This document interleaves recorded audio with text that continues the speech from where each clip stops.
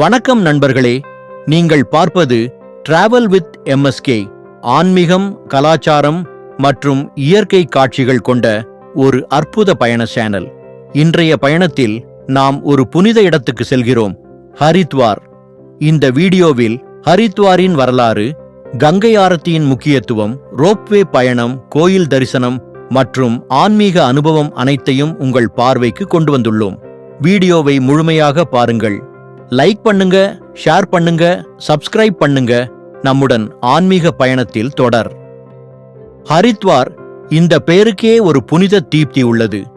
ஹரி என்பது விஷ்ணுவை குறிக்கும், துவார் என்பது வாசல், அதாவது இது விஷ்ணுவின் வாசல்.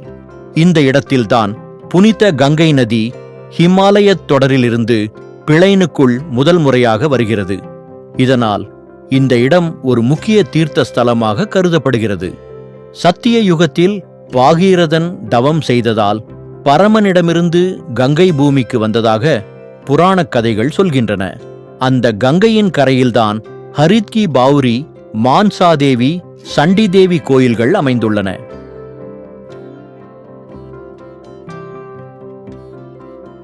மா மன்சா தேவி யார்? மா மன்சா தேவி அம்மன் ஒரு புனித நாகதேவி. இவர் சிவபெருமானின் மனதிலிருந்து தோன்றியவளாக நம்பப்படுகிறது. அதனால்தான் இவருக்கு மனசா என்ற பெயர் வந்தது. இது மனம் என்ற அர்த்தம் கொண்டது. மனசா தேவி நாகங்களின் ராணி என்றும் விஷத்தால் ஏற்படும் நோய்களிலிருந்து பாதுகாக்கும் சக்தியாகவும் கருதப்படுகிறாள். இவருக்கு பிரார்த்தனை செய்தால் மனமுற்று வேண்டியதை பெற முடியும் என்று பக்தர்கள் தங்களது அனுபவங்களின் வழியே நம்புகிறார்கள். மன்சா தேவி கோயிலின் அமைவிடம். இந்த கோயில் ஹரித்வார் நகரத்தில் உள்ள பில்வா பர்வதம் என்ற மலைப்பகுதியில் அமைந்துள்ளது. இது சக்தி பீடங்களுள் ஒன்றாகவும் ஹரித்வாரின் முக்கியமான ஸ்தலங்களுள் ஒன்றாகவும் கருதப்படுகிறது. கோயிலுக்கு 1.5 கிலோமீட்டர் உயரமுள்ள மலை வழியாக நடந்து செல்லலாம். பக்தர்களுக்காக ரோப்புவே வசதியும் உள்ளது. இந்த ரோப்புவே பயணத்திலிருந்து காணப்படும் ஹரித்வார் நகரம், பசுமை மலைகள் மற்றும் புனித கங்கை ஆறு நம்மை வியப்பில் ஆழ்த்தும். பக்தர்கள் வழிபாட்டு மரபுகள். மான்சா தேவி அம்மனிடம் வேண்டுதல்கள் நிறைவேற வேண்டும் என்ற நம்பிக்கையுடன் பக்தர்கள் சிவப்பு நெய்யிலை சேக்ரெட் த்ரெட் கோயில் அருகிலுள்ள மரங்களில் கட்டுகிறார்கள். இது நம்பிக்கையின் அடையாளமாகவும். அவர்கள் வேண்டுதல் நிறைவேறியவுடன் மீண்டும் கோயிலுக்கு வந்து அந்த நூலை அகற்றுகிறார்கள். இதைப்போல் நம்மூர் கோயில்களில் காணப்படும் சடங்குகளோடு ஒத்த ஆன்மீக பழக்க வழக்கமே இது. வரலாற்று ஆதாரம். மான்சா தேவி கோயிலின் வரலாறு மிக பழமையானது. இந்த இடத்தில் பக்தர்கள் நூற்றாண்டுகளாக வழிபாடு செய்து வருகின்றனர். புராணங்களில் மான்சா தேவி, வசுகி நாகன், தக்ஷகன் போன்ற நாகதேவதைகளுடன் தொடர்புடைய கதைகள் இடம்பெற்றுள்ளன. அவர்களால் அம்மனின் மகிமை பெரிதும் போற்றப்படுகிறது. மான்சா தேவி சக்தியாகவும் கருணையாகவும் இரக்கத்துடன் அருள் புரிபவளாகவும் போற்றப்படுகிறார். மன நிம்மதியான அனுபவம். பில்வா பர்வதத்தின் மீது அமைந்துள்ள கோயிலுக்கு சென்றால் ஒரு தெய்வீக அமைதியையும் மனம் நிறையும் உணர்வையும் அனுபவிக்க முடியும். வானத்தில் பறக்கும் வகையில் ரோப்புவே மூலம் செல்லும் அனுபவம். அந்த மலையின் மீது அமர்ந்த மான்சா தேவி அம்மனை கண்டு வழிபடும்போது ஏற்படும் ஆனந்தம், இது வார்த்தைகளால் விவரிக்க முடியாத ஒன்று.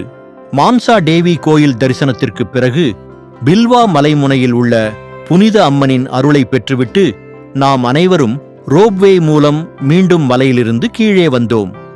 ரோப்வே பயணத்தில் காணப்பட்ட இயற்கையின் அழகு, கங்கை நதியின் பசுமை ஓட்டம், ஹரித்வார் நகரத்தின் விரிவான பார்வை, இது மனதை நிம்மதியாக மாற்றியதோடு ஆன்மீகத்தால் நெகிழ்ச்சியடைய வைத்தது. கீழே வந்து நமது தனிப்பட்ட டிரான்ஸ்போர்ட் பார்க்கிங் இடத்தை அடைந்ததும் அடுத்தபடியாக சாண்டி தேவி கோயிலுக்கு செல்லும் பயணத்தை துவக்கினோம். இது ஹரித்வாரில் உள்ள மற்றொரு மிக முக்கிய சக்தி ஸ்தலமாகும். இந்த கோயில் நீலகண்ட பார்வதத்தில் அமைந்துள்ள ஒரு புனித மலை மேல் இருக்கின்றது. மான்சா தேவி தரிசனம் நம்மை எப்படி ஆன்மீக கலக்கத்தில் மூழ்க வைத்ததோ அதேபோல இப்போது சாண்டி தேவி அம்மனின் சக்தியும் நம்மை காத்திருப்பதை எண்ணி நம்முடைய மனதில் ஒரு விசேஷமான காத்திருப்பு எழுந்தது. ஹரித்வாரில் உள்ள மிக முக்கியமான சக்தி ஸ்தலங்களில் ஒன்றான சண்டி தேவி கோயில் நீலகண்ட பர்வதத்தில் நீல் பார்வாத் அமைந்துள்ள ஒரு பிரம்மாண்டமான மற்றும் பரமபவித்திரமான கோயிலாகும். இந்த கோயிலின் வரலாறும் அதில் நிகழ்ந்த தெய்வீக சம்பவங்களும் இந்திய புராணங்களில் முக்கியமான இடத்தை பெற்றுள்ளன. புராணக் கதையின்படி ஒரு காலத்தில் மகிஷாசுரன் எனப்படும் அரக்கன் தேவலோகத்திற்கும் பூமிக்குமான சமநிலைதான் தன்னை அழிக்கக்கூடிய ஒரே ஆண் ஸ்திரீயால் தான் முடியும் என்பதால் மிக கொடூரமாக ஆட்சி செய்தான்.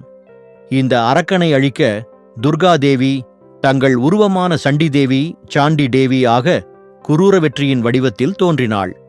சண்டி தேவி இந்த நீலகண்ட மலைமேல் அரக்கனை சம்ஹாரம் செய்ததாக புராணக் கதை கூறுகிறது. அந்த சமரான இடமே இன்றைய சண்டி தேவி கோயிலாக புனிதமாக கருதப்படுகிறது. இந்த அம்மன் கோயிலில் வழிபடுவதால் சக்தி, பாதுகாப்பு, மன நிம்மதி மற்றும் திருப்தி கிடைக்கும் என்று நம்பப்படுகிறது. சாண்டி தேவி கோயிலுக்கு செல்வதற்கு நீலகண்ட மலைமேலிருந்து ரோப்வே அல்லது 3 கிலோமீட்டர் மேலே ஏறி செல்லும் நடைபாதையை பயன்படுத்தலாம். ரோபே மூலம் செல்லும்போது பச்சை மலைகள், நதியின் விரிகுடிகள், காற்றின் இசை போன்ற அனுபவங்கள் மனதை விலக்கி வைக்கும் அளவுக்கு அமைதியாக இருக்கிறது. இந்த கோயிலில் அம்மனுக்கு சிறப்பாக அர்ச்சனை, நெய்வேதியம் மற்றும் தீப ஆராதனைகள் செய்யப்படுகின்றன.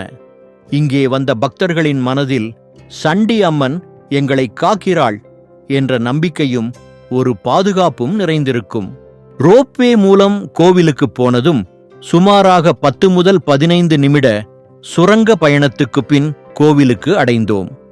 தேவியின் அருளை பெற்ற பிறகு அருகில் உள்ள பஜன்ஸ், பூஜைகள், சாமிக்கு அர்ச்சனையெல்லாம் செய்து முடித்ததும் பசிக்குச் சரியாகத்தான் விருந்தாய் வந்தது. அங்கேயே உள்ள சின்ன சின்ன கடைகள், கோவில் அருகிலுள்ள சுவையான உணவு அனுபவம், லஸ்ஸி முதலில் கவனத்தை ஈர்த்தது. பனியோடு கூடிய கிளாஸ் லஸ்ஸி, அது கொஞ்சம் கசக்கப்பட்ட பாதாம், பிஸ்தா மற்றும் சாஃப்ரான் மேல் தூவி பரிமாறப்பட்டது. வெறும் ருசிக்காக அல்ல, இந்த லஸ்ஸி பசிக்கு ஒரு நிவாரணம்தான். சுத்தமான தேய்பாலிலிருந்து தயாரிக்கப்பட்ட இந்த லஸ்ஸி ஹரித்வாரின் கடைகளில் பிரசித்தி பெற்ற ஒன்று. கட்லெட், அதுக்கப்புறம் வெஜ் கட்லெட், வெஜிடபிள்ஸ், உருளைக்கிழங்கு, மசாலா, கொத்தமல்லி எல்லாம் கலந்து நல்லா ஃப்ரை பண்ணி கிறிஸ்பியா பரிமாறப்பட்டது. மேல ஒரு பச்சை சட்னி, சொன்னாலே சுவைக்க வந்த மாதிரிதான். கட்சியில் வெறும் சாப்பாடு போல இல்ல, அது ஒரு நாட்டிச் சுவையை கொண்டு வந்த உணவு. அது மட்டுமல்ல, அங்க இருக்கிற கடைகளில் சமோசா, பக்கோடா, சாட், பராத்தா எல்லாம் கிடைக்குது. கோவிலுக்குள் சென்று வெளியில் வந்தவுடன் ஒரு சிறு விருந்து போல்தான். எங்கள் மலேசியா வாடிக்கையாளர்களும் இந்த உணவுகளை ருசித்து பார்த்து, இந்த லஸ்ஸி ரொம்ப நல்லா இருக்கு என்று சொல்லி மகிழ்ந்தார்கள். இந்த ஆன்மீக யாத்திரையில் ருசியான உணவு ஒரு இனிமையான சிக்கனமாக இருந்து எல்லோருக்கும் ஒரு தனி அனுபவம் தந்தது. கங்கை ஆரத்தி என்பது ஹரித்வாரின் ஆன்மீக இதயம். 1916இல் பாண்டித் மதன் மோகன் மலாவியா, ஒரு கல்வியாளர் மற்றும் சுதந்திர போராளி, கங்கை நதியின் பரிசுத்தத்தை காக்கும் நோக்கத்தில் இந்த ஆரத்தியை துவக்கினார். நாள்தோறும் காலை, மாலை நேரங்களில் ஹாரித் கி பாவுரியில் ஆயிரக்கணக்கான பக்தர்கள் திரளுகின்றனர். பூஜாரிகள் பெரிய தீபங்களுடன் வேத மந்திரங்களை சாந்தமாக ஓத கங்கை கரையில் இசையும் ஒளியுமாக ஒரு தெய்வீக சூழ்நிலை உருவாகிறது. இந்த ஆரத்தி நதியல்ல, தாயாக கருதப்படும் கங்கை தேவிக்கு ஒரு பெரும் மரியாதை. நாங்கள் ஹரித்வாரை வந்ததும் முதலில் பார்த்த காட்சி நதியின் நடுவே நிமிர்ந்து நின்று கொண்டிருக்கும் பெரிய சிவபெருமான் சிலை. அந்த தரிசனமே நம்முடைய பயணத்தை புனிதமாக துவக்கியது. நம்முடைய மலேசிய வாடிக்கையாளர்கள் நதிக்கரையில் கங்கை தீர்த்தம் எடுத்து கோயில்களை தரிசிக்கத் தொடங்கினர். அவர்கள் முகத்தில் தெரிந்த ஆனந்தம், பக்தி, அமைதி எல்லாம் நம்மையும் பாதித்தது. பின் நாங்கள் ரோப்வே மூலம் மன்சாதேவி கோயிலுக்குச் சென்றோம். மேலிருந்து ஹரித்வாரின் முழு காட்சியும், கங்கை நதியின் சுழலும் ஓட்டமும் பார்ப்பவரின் உள்ளத்தையே தூய்மையாக்கும் அளவிற்கு அழகாக இருந்தது. கோவிலில் வழிபாட்டுக்குப் பிறகு கங்கை கரையில் வந்து கங்கை ஆரத்திக்காக காத்திருந்தோம். அந்த நேரம் சொல்வதற்கும் கடந்த ஒரு ஆன்மீக அனுபவம். கங்கை நதியின் புனித கதை ஒரு ஆன்மீக தமிழ் பாரா இந்தியாவின் ஆன்மீக வாழ்வின் அஸ்திவாரமாக விளங்கும் கங்கை நதி வெறும் ஒரு நீர்நதியாக அல்லாமல் ஒரு தெய்வமாக, ஒரு தாயாக இந்தியர்களின் மனங்களில் வாழ்ந்து கொண்டிருக்கிறாள்.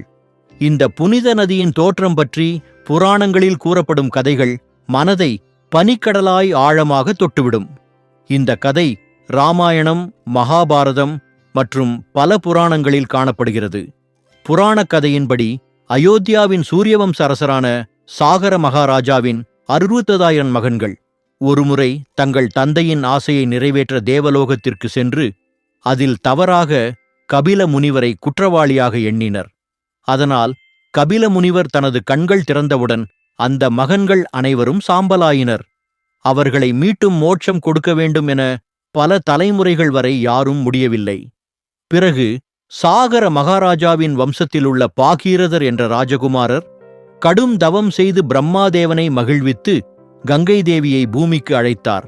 ஆனால் புவியில் கங்கை விழுந்தால் அது புவியையே நாசமாக்கும் அளவுக்கு வேகமாக இருக்கும் என்பதால் பாகீரதர் பரமசிவனை வேண்டி அவரால் அதை தாங்க வேண்டும் என்று பரிபூரண பக்தியுடன் வேண்டினார். பரமசிவன் தனது ஜடைகளில் கங்கை நதியை தாங்கி பின்னர் சிறிது சிறிதாக அவளை பூமியில் விடுவித்து பாகீரதர் தனது மூதாதையர்களுக்கு மோட்சம் பெற்று தந்தார். அதனால்தான் பாகீரத முயற்சி என்பது கடும் முயற்சியின் அடையாளமாக இன்று கூட பேசப்படுகிறது. அந்த நாளிலிருந்து கங்கை நதி ஒரு தெய்வீக உருவமாகவும் பாவங்களை அழிக்கும் புனித நீரோடையாகவும் போற்றப்படுகிறது. இந்து மதத்தில் கங்கை நதியில் ஒருமுறை சன்னானம் செய்தாலே பாவங்கள் நீங்கும், பிறவி கடக்கும் என நம்பப்படுகிறது. ஜெய் மா கங்கே. இந்தியாவின் பல மாநிலங்களில் பயணம் செய்யும் இந்த புனித நதி பசுமை, விவசாயம், குடிநீர் மற்றும் ஆன்மீக உணர்வுகளுக்கு ஆதாரம். மேலும் காஷி, ஹரித்வார், பிரயாக், ரிஷிகேஷ், கங்கோத்ரி போன்ற இடங்களில் இது பக்தர்களுக்கு மோட்சத்தை தரும் தாய் என்ற நிலையில் வணங்கப்படுகிறது. மாலை 7 மணிக்கு ஹரித் கி பாவ்ரியில் கங்கை ஆரத்தி துவங்கியது. பூஜாரிகள் சமர்ப்பிக்கும் தீபங்கள், சங்கநாதம், வேத மந்திரங்கள், மறைந்த சூரியன், ஒளிரும் தீபங்கள், பக்தர்களின் முழக்கம், இந்த ஒவ்வொரு தருணமும் கங்கையை தெய்வீகமாக உணர வைத்தது. நம்முடைய வாடிக்கையாளர்களும் கையில் தீபம் ஏற்றி கங்கை தாயை வணங்கி ஒரு ஆனந்தகரமான புனித அனுபவத்தை பெற்றனர். அவர்கள் சொன்னார்கள், இது எங்களுடைய வாழ்க்கையில் மறக்க முடியாத தருணம். அந்த வார்த்தைகள் நம்மையும் கனிந்த திருப்தியுடன் புனித உணர்வில் திளைக்கச் செய்தது. ஹரித்வார் என்பது ஒரு ஊர் மட்டுமல்ல, அது ஒரு ஆன்மீக வாயில். இங்கு கால் வைக்கும்போதே ஒரு அமைதி, ஒரு ஈர்ப்பு மனதையும் ஆத்மாவையும் தொட்டுவிடுகிறது. இது ஒரு கட்டாயமான தலம், பயணிகளுக்கும் பக்தர்களுக்கும் ஆன்மீகமாக இணைவதற்கான வாயிலாக விளங்குகிறது. இது ஹரிதுவார் ஒரு நகரம் அல்ல, ஒரு ஆன்மீக அனுபவம். புனித ஹிமாலயத்தில் இருந்து பாயும் கங்கை தன் பச்சை நீரினால் இதயங்களை தூய்மைப்படுத்தும் ஒரு தெய்வீக சக்தி. அந்த கங்கை மலைகளை விட்டு பிரிந்து சமவெளியில் புகுந்து முதலில் அழைத்து வருகிற இடம்தான் ஹரிதுவார். ஹரி என்றால் விஷ்ணு, துவார் என்றால் வாசல். இதுவே கடவுளின் வாசல் என்று அழைக்கப்படுகிறது. பக்தர்கள் காலையில் கங்கையில் முழுகுகிறார்கள். தங்கள் பாவங்களை துடைத்துவிட்டு ஒரு புதியதாய் புனித வாழ்க்கையை துவங்குகிறார்கள். அந்த கங்கை நீரில் நம்பிக்கையும் நன்றியும் கலந்திருக்கின்றன. மாலையின் நேரம் வருகிறது. சூரியன் மேகங்களுக்கு அடியில் மறைந்து விடுகிறான். ஆனால் ஹர் கி பாவ்ரி கடற்கரையில் ஒளி மட்டும் அதிகரிக்கிறது. கங்கை ஆரத்தி ஆரம்பிக்கிறது. வெண்கல விளக்குகளை தூக்கி சிவம், விஷ்ணு, தேவி மற்றும் கங்கை மாதாவை வாழ்த்தும் மந்திரங்கள் ஒலிக்கின்றன. அந்த சத்தத்தில் ஒரு சங்கீதம் உண்டு. அந்த ஒளியில் ஒரு சக்தி உண்டு. அந்த நதியில் ஒரு பாசம் உண்டு. முழு காட்சியும் ஒரு மந்திரமயம் போல. ஒரு வழியில் பார்த்தால் ஹரிதுவார் ஒரு நகரம். ஆனால் உண்மையில் பார்த்தால் இது ஆன்மாவின் ஆலயம். இங்கே வந்தபின் ஒருவர் முன்னால் போலவே இருக்க முடியாது. இதுதான் ஹரிதுவாரின் அழகு. இதுதான் கங்கையின் மாயை. ஹரித்வார் என்பது பஞ்ச தீர்த்த ஸ்தலங்களில் 5 முக்தி ஸ்தலங்களில் ஒன்றாகும். மற்றவை உஜ்ஜையின், நாஷிக், அயோத்தி, ரிஷிகேஷ். இது கங்கை நதி மேல்மலையிலிருந்து கீழ்மலையை நுழையும் முதல் புள்ளி என்பதால் மிகுந்த புனிதமானதாக கருதப்படுகிறது. புராணக் கதைகளின்படி இந்த இடத்தில்தான் பாகீரதன் தனது குலதோஷத்தை தீர்க்க கடுமையான தவம் செய்து கங்கை தேவியை பூமிக்கு கொண்டு வந்தார். இந்த நகரம் சத்திய யுகம் முதல் யுகங்களுக்கு வழிகாட்டி வந்த புனித நிலம். ஹரித்வாரில் கங்கை நதி ஒரு தாயாக கருதப்படுகிறது. இந்த இடத்தில் கங்கையின் நீராடல் செய்வது பாபங்களை தீர்க்கும் என்றும் மறுபிறவிகளை நிறுத்தும் என்றும் நம்பப்படுகிறது. கங்கையின் முக்கிய நிகழ்வுகளில் ஒன்று கும்பமேளா. இது ஒவ்வொரு 12 ஆண்டுகளுக்கும் ஒருமுறை நடைபெறும். இதில் கோடிக்கணக்கான பக்தர்கள் கலந்து கொள்கிறார்கள். ஹரித்வாரின் இதயஸ்தலம். இங்குதான் மாலை காலை கங்கை ஆரத்தி நடைபெறுகிறது. ஹர் கி பௌரி என்றால் ஹரியின் பாதம். இங்கு போர் தேவி ஒரே கணத்தில் பிரார்த்தனைகள் நிறைவேற்றுவாள் என நம்பப்படுகிறது. ரோப்வே மூலம் கோயிலுக்குச் செல்ல முடியும். சக்தி வழிபாட்டுக்கு முக்கிய இடம் மலையில் அமைந்துள்ளதால் ஒரு சிறந்த சவாலை தரும் பயணம். ஹரித்வாரின் பழமையான கோவில்களில் ஒன்று சக்தி பீடமாக கருதப்படுகிறது. பாகீரதன் தவம் செய்ததாக நம்பப்படும் பாறை கங்கை ஆரத்தி நாள்தோறும் அதிகாலை மற்றும் மாலை நேரங்களில் ஹர் கி பௌரியில் நடைபெறும். சுமார் 21 தீப ஆரத்தி மாலைகள், சங்கநாதம், வேத மந்திரங்களுடன் கங்கை தாயை வணங்கும் பக்தி நிகழ்வு கும்பமேளா ஒவ்வொரு 12 ஆண்டுக்கும் ஒருமுறை ஹரித்வாரில் நடைபெறும். உலகின் மிகப்பெரிய ஆன்மீக கூட்டமாக பார்க்கப்படுகிறது. ஹரித்வார் என்பது வெறும் சுற்றுலா தளம் அல்ல. இது ஆன்மீகம், இயற்கை பக்தி மற்றும் சாந்தியின் கலவையாகும். இங்கு சென்றவர் ஒவ்வொருவரும் மனதளவில் அமைதியடைவார்கள். இது உங்களை உள்ளார்ந்த பயணத்திற்கு அழைத்துச் செல்லும் இடம். உங்கள் உள்ளத்தை தூய்மைப்படுத்தும், ஆன்மாவிற்கு உணர்வு தரும் அந்த நிலம்தான் ஹரித்வார்.